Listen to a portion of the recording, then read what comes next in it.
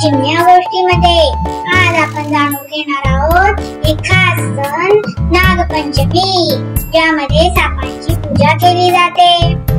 नागपंचमी हा भारतातला एक प्राचीन सण आहे। श्रावण महिन्यातील शुक्ल पक्षातील पंचमीला हा सण साजरा होतो। या दिवशी लोक नाग देवतेची पूजा करतात। विशेषतः नाग किंवा सापांना दूध, फुले, हळद आणि कुंकू अर्पण करतात। एक पौराणिक कथा सांगते की एकदा एक शेतकरी नांगर चालवत असताना काही सर्पांची पिल्ले मरण पावली। आई साप खूप रागावली आणि शेतकऱ्याच्या कुटुंबाला दंश केला। त्याची मुलगी अत्यंत भक्तीने प्रार्थना करून नागिनीला दूध अर्पण करते। नागमाता प्रसन्न होते आणि सर्वांना पुन्हा जिवंत करते। तेव्हापासून नागपंचमीला नागांना दूध अर्पण करण्याची परंपरा सुरू झाली।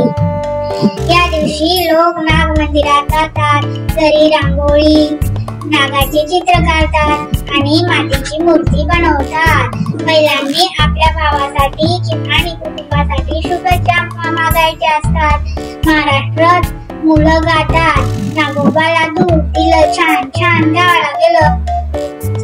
निसर्गातील प्रत्येक जीवाचं महत्व असतं। नागपंचमी आपल्याला हे शिकवते की आपल्याला सर्व प्राण्यांप्रती आदर ठेवायला पाहिजे। तर मुलांनो, कशी वाटली तुम्हाला नागपंचमीची या सणाची माहिती? आवडली ना? तर चला मग लगेच लाईक, शेअर, सबस्क्राईब करा. परत